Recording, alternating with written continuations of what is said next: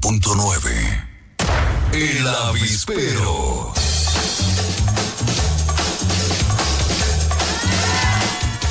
Son exactamente las 11:31 de la mañana. Lo habíamos anticipado antes de este corte comercial. Están con nosotros el doctor Danilo Román Favara y el doctor Elías David Orozco. Ellos son abogados en libre ejercicio de su profesión y están aquí con nosotros para conversar con ustedes a través del 098-329-0020. Doctor Orozco, buenos días. Otra vez lo tenemos por acá. Bienvenido. Muy buenos días, Luis Felipe. Qué gusto estar nuevamente acá en la mejor radio de Quito. Eso Gracias. Es de la mejor radio de Quito con los mejores abogados de Quito. Doctor Danilo Román Favara, buenos días. Buenos días y Luis Felipe, muchas gracias por la invitación. Encantado, muchísimas gracias a ustedes por aceptar. ¿Por qué les invitamos? ¿Por qué? Porque nosotros, aparte de dar buena música y entretenimiento, estamos para ayudar a la gente en sus dudas, ¿no es cierto? Hay mucha gente que tiene dudas, sobre todo de un tema tan diario, ¿no es cierto? Tan importante y tan del día a día como es el contrato laboral, el trabajo, el día a día con un empleado, con un empleador. Por ejemplo, empecemos con lo básico, ¿no es cierto? Me decían qué tipos de contratos hay, qué contratos puede contar con un periodo de prueba para el trabajador. ¿Qué contratos son los que pueden contar con un periodo de prueba? Bueno, en definitiva nuestra legislación reconoce varios tipos contractuales. Específicamente es el contrato indefinido el que cuenta con este periodo de prueba, que recordemos no puede ser superior a 3 meses y no implica de ninguna forma renuncia de los derechos laborales, nada más que dentro de este periodo de tiempo el empleador puede dar por terminada la relación sin la necesidad de un visto bueno, sin la necesidad de pagar indemnización alguna al trabajador. Ya, me llegó una pregunta rapidito acá, me dicen por favor, ¿cuándo se configura la figura jurídica del despido ineficaz? ¿Qué es el despido ineficaz? Le voy a ser honesto, yo no había escuchado. El despido ineficaz. ¿Y cuándo se configura esa figura? El despido ineficaz es una protección especial que se introdujo en la legislación específicamente para mujeres en estado de embarazo y para dirigentes sindicales. ¿Qué quiere decir esto? Ineficaz es una consecuencia jurídica en la cual, aun cuando usted como empleador tome una decisión desvinculando en este caso hablemos de una mujer que se encuentra en estado de gestación, una vez que ella interponga su acción y el juez efectivamente así lo considere, que por cierto tiene 30 días para hacerlo de acuerdo al Código del Trabajo, se declara la ineficacia de ese acto. Es decir, por más que usted haya tomado la decisión de desvincular a esta persona que se encuentra en estado de gestación, no tiene efectos jurídicos porque un juez así lo declara y usted tiene la obligación de reincorporar a la trabajadora. Solo si la trabajadora no quiere reincorporarse, ahí aplica una indemnización especial que es la de 1 año de sueldo adicional. Por supuesto, ahí se crea un debate muy interesante, que es qué pasa si la trabajadora no había avisado al empleador de que se encuentra en estado de gestación. Exactamente. Oye, ¿por qué el tema del dirigente sindical?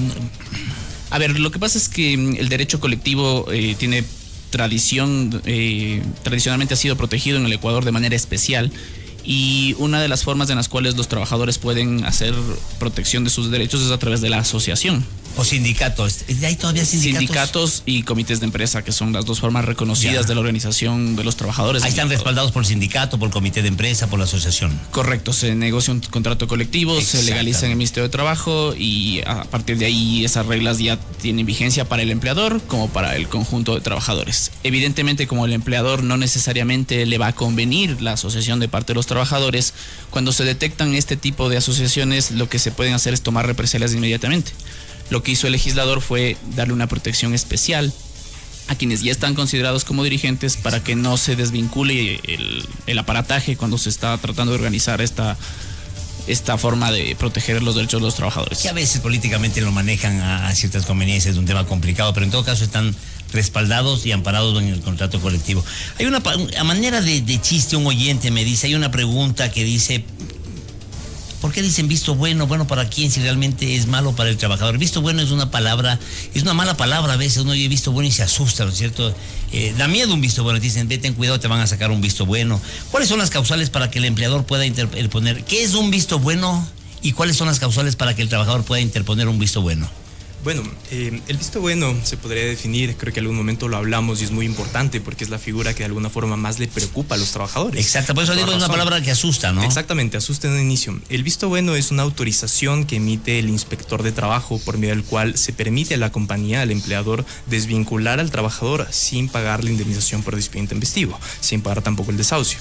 Existen varias causales, las cuales están reconocidas de forma taxativa en el Código de Trabajo, en el artículo 172, como por ejemplo falta de probidad del trabajador, faltas injustificadas y reiteradas al lugar de trabajo, injurias graves y rogadas en contra del trabajador, perdón, del empleador, exactamente, de su familia, sus representantes. En fin, también la que más pesa, sobre todo al momento de definirse este visto bueno, son las faltas graves reconocidas en el propio reglamento interno de la compañía, que es lo que frecuentemente sucede. Y ahí el dependerá... código que le hacen firmar al comienzo, ¿no es cierto? Exactamente. El contrato de trabajo y la hojita que dice leerás, que casi nadie lee. Y que es muy importante, ¿no? Que es importante leer, porque no digo que son letras chiquitas, son letras grandes, pero que hay mucha gente que lo toma hacia el apuro, y ahí están algunas faltas en las que incurren y son causales de este visto bueno, muchas veces. Pues. Exactamente, sí, sin duda. Creo que es lo que más importante sucede. esto que mencionan, porque el reglamento interno es parte de las reglas de juego que tienen que cumplir las dos partes. Siempre tiene que haber un reglamento interno firmado por el empleado.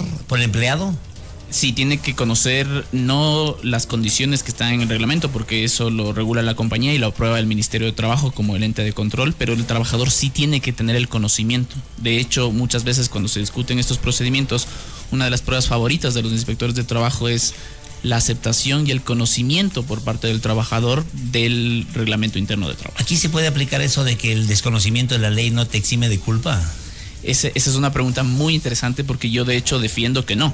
Porque la ley dice que precisamente lo que nosotros los abogados conocemos como una presunción de derecho, esto quiere decir que no admite prueba en contrario. Usted no podría bajo ningún presupuesto decir que ha desconocido la ley para incumplir la misma. Sin embargo, al tener el reglamento interno de trabajo no categoría de ley, sino una categoría normativa jerárquica inferior, los inspectores pues haciendo uso de su autoridad para proteger al trabajador, tienen este argumento para no conceder una petición de visto bueno en el caso en el cual no se pueda comprobar que el trabajador efectivamente conocía las disposiciones del reglamento interno de trabajo. Que ocurre con frecuencia, de hecho.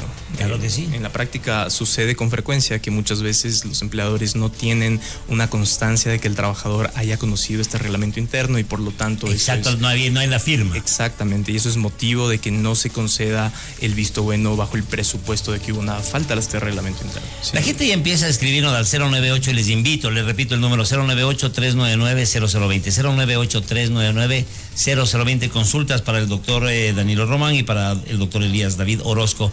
Nos llega una y nos dice, buenos días, una pregunta. Ahora hay un contrato llamado contrato de subrogación.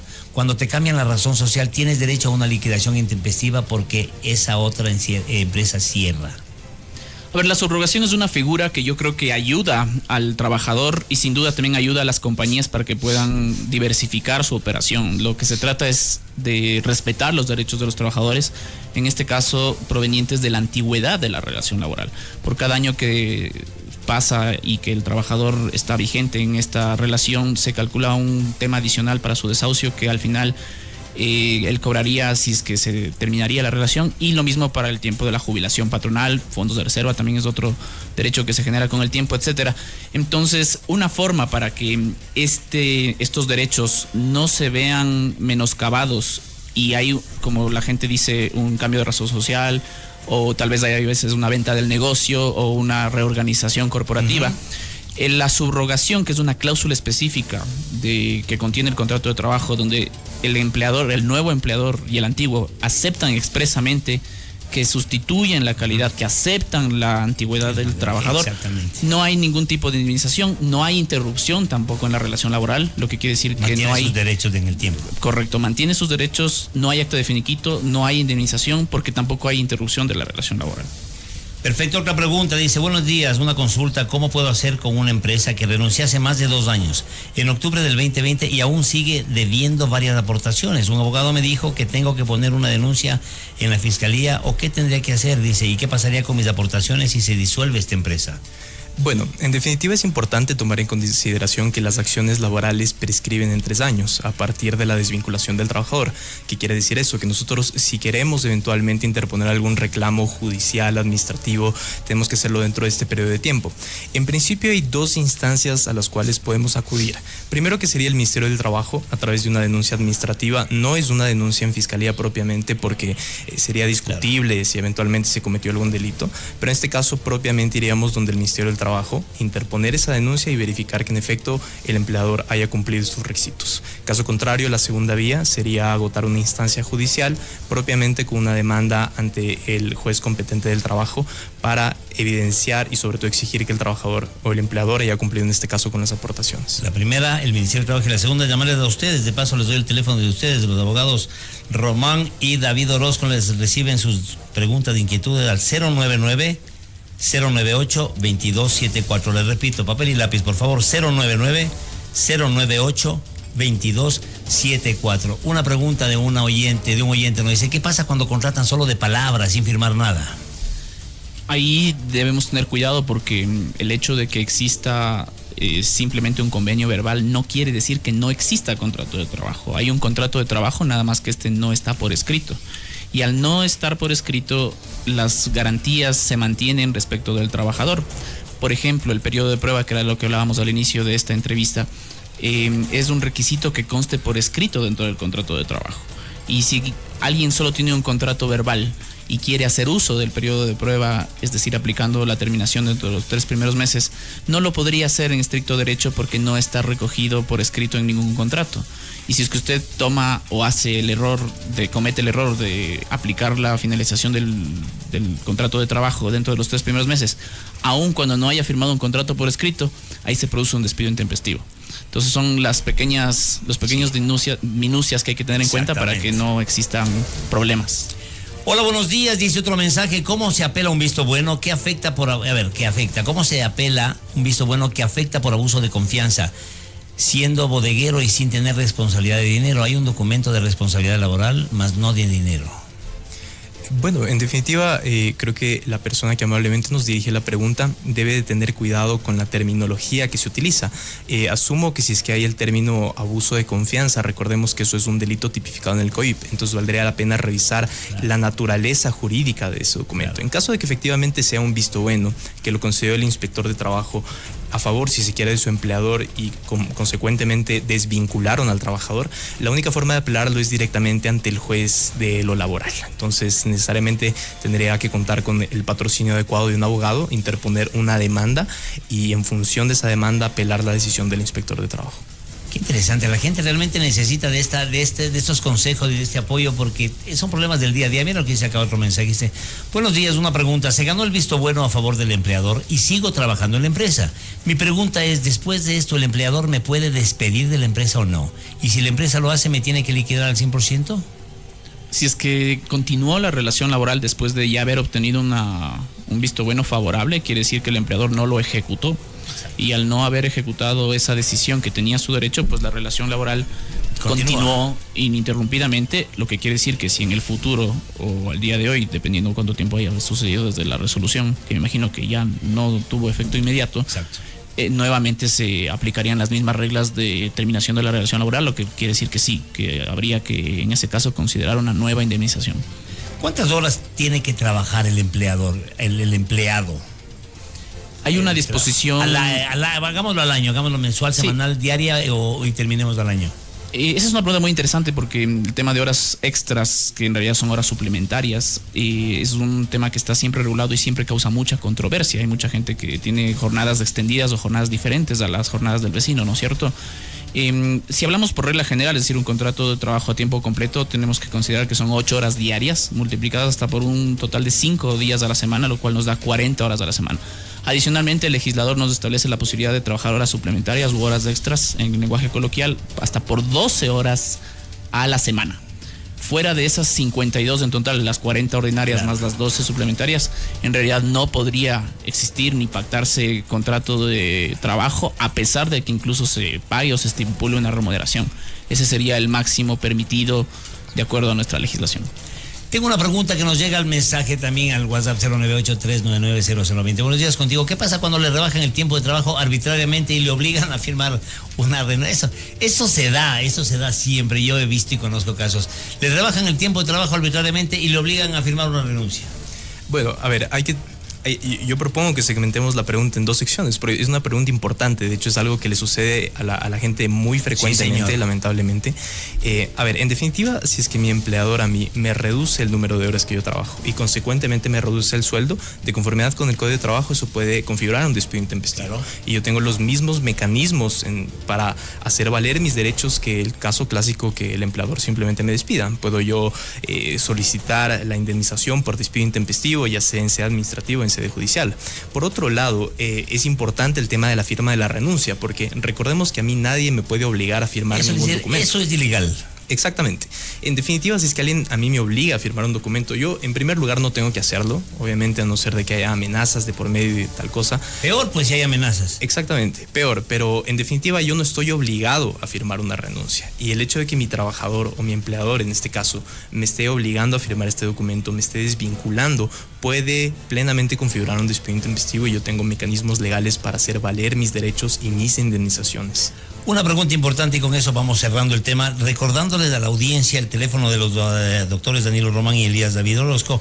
Apunten, por favor, nos faltó tiempo acá, realmente nos quisiéramos quedar más tiempo porque las consultas son montones, pero ustedes pueden hacerlas personalmente a los doctores al 099-098-2274. Repito, apunten por favor, 099-098-2274. La pregunta es, ¿cuál es el plazo que tiene una madre cuando se le otorga la licencia por maternidad?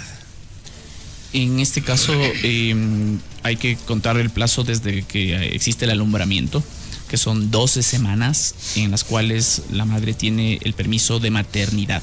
No confundir con el permiso de lactancia, que en cambio es una jornada reducida de trabajo y cuyo propósito es que la madre pueda alimentar a su bebé. Esto ha sido extendido recientemente en la última reforma del Código del Trabajo hasta por 15 meses después de las 12 semanas de el que se contó para el permiso de maternidad. Un tip y un consejo importante es que cuando escuchamos estos términos, nosotros, el ser humano, tiende como que a transformar dichos términos y a veces eso puede jugar en contra de el plazo. En este caso, lo que tenemos previsto para el término de la maternidad son 12 semanas. La gente lo transforma a 3 meses y a veces no siempre los cálculos se mantienen. La última pregunta, y seamos breves, ¿en qué tiempo prescriben las acciones de los trabajadores para reclamar sus derechos?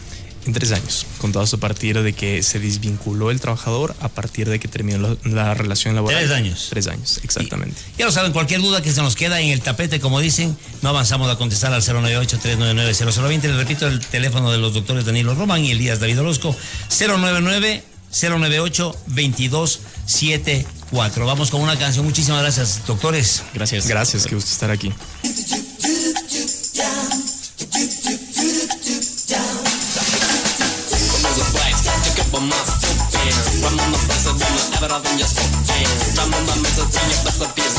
Remember,